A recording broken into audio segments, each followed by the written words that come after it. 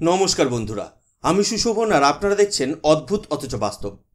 বন্ধুরা, আজকের আমাদের আলোচনা কেবল একটি প্রতিরক্ষা ডিল নিয়ে নয়।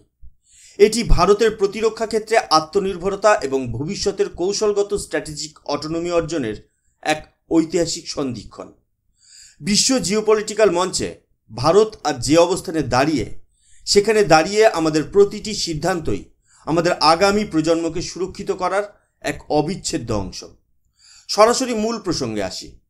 রাশিয়ার প্রেসিডেন্ট ভ্লাদিমির পুতিন ডিসেম্বরের 5 ও 6 তারিখে ভারত সফরে আসছেন এবং তার ঠিক আগে মস্কো এমন একটি প্রস্তাব দিয়েছে যা পশ্চিমী দেশগুলো কল্পনারও অতীত। এই প্রস্তাব শুধু একটি 5th জেনারেশন ফাইটার বিমানের আমদানি নয়, এটি আমাদের নিজস্ব অ্যামকা প্রকল্পের জন্য একটি বিগ বুস্ট। এটি আমাদের জাতীয় টেকনোলজি ট্রান্সফারের একটি স্বর্ণালী সুযোগ। বিশ্ব আজ এক কঠিন জিওপলিটিক্যাল মেরুকরণের মধ্যে দিয়ে যাচ্ছে। একদিকে আমেরিকা ও তার মিত্ররা, অন্যদিকে রাশিয়া ও চীন। এই পরিস্থিতিতে ভারত তার স্ট্র্যাটেজিক অটোনমি ধরে রাখতে বদ্ধপরিকর। আমাদের বায়ুসেনার কাছে আধুনিক যুদ্ধবিমানের প্রয়োজনীয়তা এখন সময়ের দাবি, কিন্তু সেই প্রয়োজন মেটাতে গিয়ে আমরা কোনো দেশের করুণার পাত্র হতে পারি না। আমরা বিক্রমাদিত্য বা FGF এর মতো অতীতের তিক্ত অভিজ্ঞতা থেকে শিক্ষা নিয়েছি। দীর্ঘদিন ধরে ভারত রাশিয়ার Su-57 যুদ্ধবিমান নিয়ে আগ্রহ দেখালেও কিছু গুরুতর সংশয় ছিল। যেমন, বিমানটিকে কি সত্যিই 5th জেনারেশন বলা যায়? এর স্টেলথ ক্ষমতা কি F-22 বা F-35 এর মতো? ইঞ্জিনের ভরসাযোগ্যতা নিয়েও প্রশ্ন ছিল। কিন্তু এই সংশয়গুলো যেন এক লহমায় মুছে দিতে চাইছে মস্কো, কারণ এবারের অফারটি অভূতপূর্ব। এটি শুধু ফ্লাই অ্যাওয়ে বিমান বিক্রি নয়, এটি ভবিষ্যতের সামরিক সহযোগিতা এবং প্রযুক্তিগত অংশীদারিত্বের এক নতুন অধ্যায়। বন্ধুরা, রাশিয়ার এই নতুন অফারকে শুধু একটা ডিল হিসেবে দেখলে ভুল হবে। তারা কার্যত তাদের সামরিক প্রযুক্তির দরজা ভারতের জন্য খুলে দিয়েছে। কি আছে এই অফারে? প্রথমত, আনরেস্ট্রিক্টেড টেকনোলজি ট্রান্সফার। এর অর্থ শুধু বিমান নয়, বিমানের হার্ট এবং ব্রেন সব কিছুই ভারতে আসবে। যেমন ইঞ্জিন টেকনোলজি, বিমানের নতুন এবং অত্যন্ত উন্নত L51F1 ইঞ্জিন তৈরির প্রযুক্তি।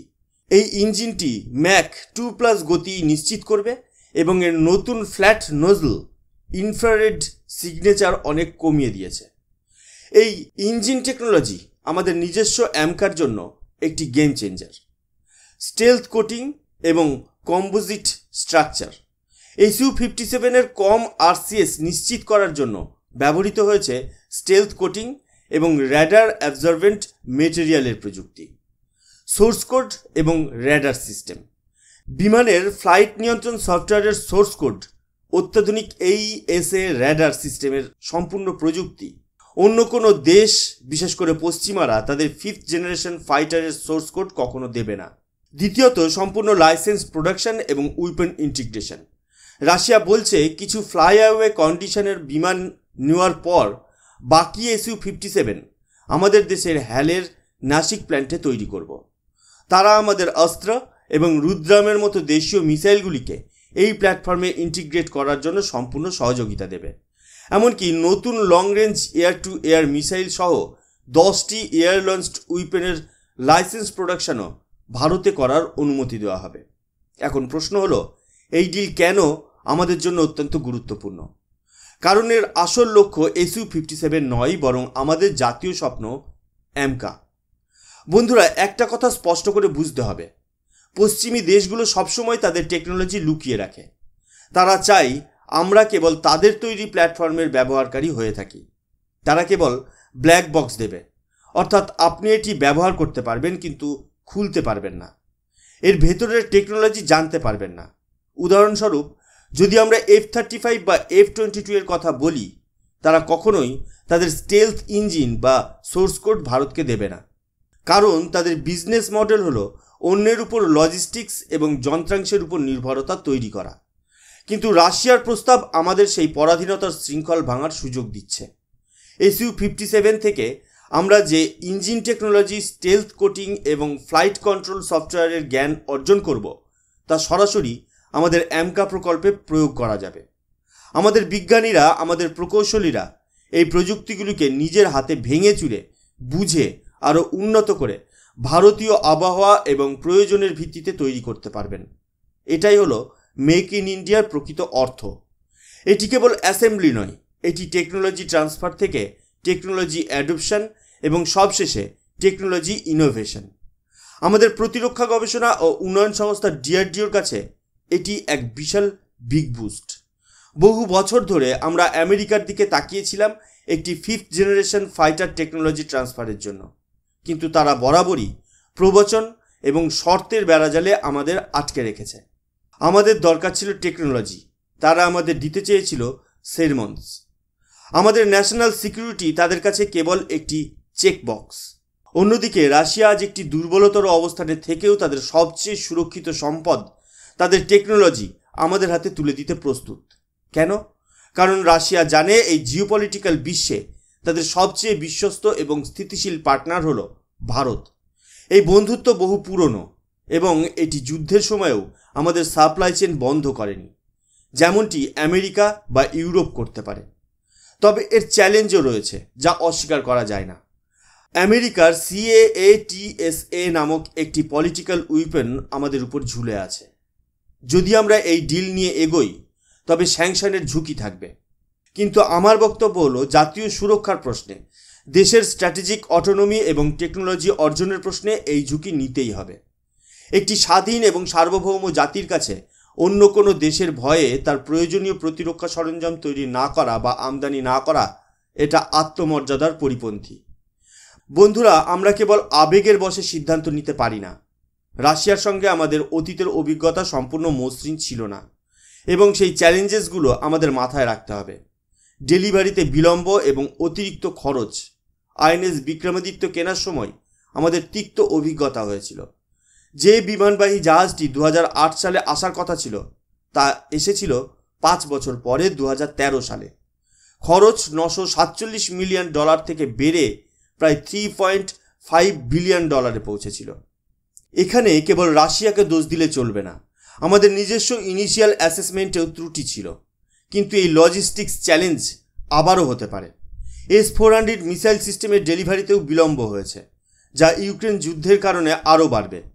আমাদের এখন কঠিনভাবে প্রজেক্ট ম্যানেজমেন্ট এবং সময়সীমা মেনে চলার উপর জোর দিতে হবে। কোয়ালিটি এবং নির্ভরযোগ্যতার উদ্বেগ।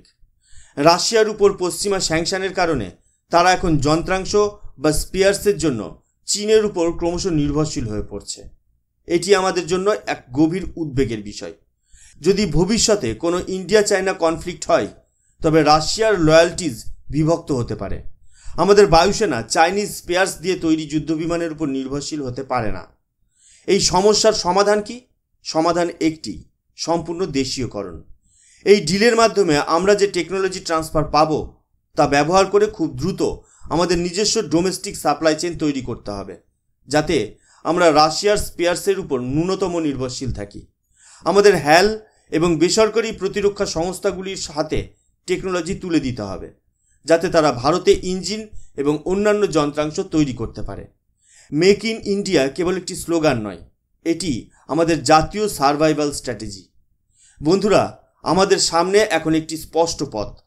Su-57কে একটি প্ল্যাটফর্ম হিসেবে না দেখতে হবে এটি অ্যামকাকে দ্রুততার সাথে 5th জেনারেশন ফাইটার প্রযুক্তি উপহার দেওয়ার একটি টেকনোলজি গেটওয়ে। আমাদের সামরিক প্রয়োজন মেটাতে কিছু Su-57 এখন দরকার, কারণ আমাদের বিমান বহরের ঘাটতি রয়েছে। কিন্তু আমাদের চূড়ান্ত লক্ষ্য হতে হবে অ্যামকা। এই রাশিয়ান ডিল যদি সত্য হয় তবে এটি আমাদের অ্যামকা প্রকল্পের সময়কাল কমিয়ে দিতে পারে এবং এর খরচও কমাতে পারে।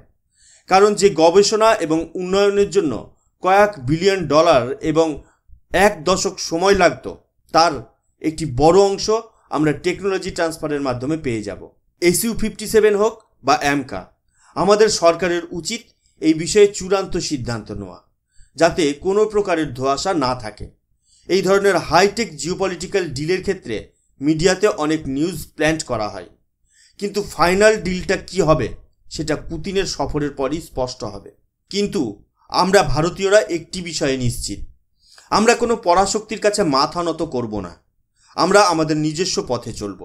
আমরা অ্যামকা তৈরি করব এবং যদি SU-57-এর মাধ্যমে আমাদের সেই স্বপ্নকে দ্রুত করা যায় তবে অবশ্যই সেই সুযোগ নিতে হবে।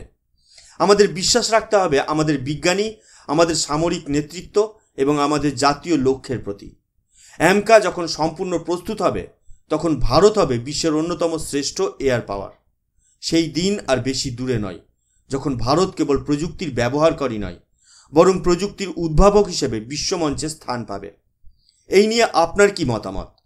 রাশিয়ার এই ঐতিহাসিক ডিল কি ভারতের অ্যামকা এবং স্ট্র্যাটেজিক অটোনমির জন্য সঠিক পদক্ষেপ? কমেন্ট সেকশনে আপনার মতামত জানাতে ভুলবেন না। আমি সুশোভন আজকের মতো বিদায় নিচ্ছি। ভালো থাকবেন, দেশপ্রেমে অবিচল থাকবেন। জয় হিন্দ, জয় ভারত।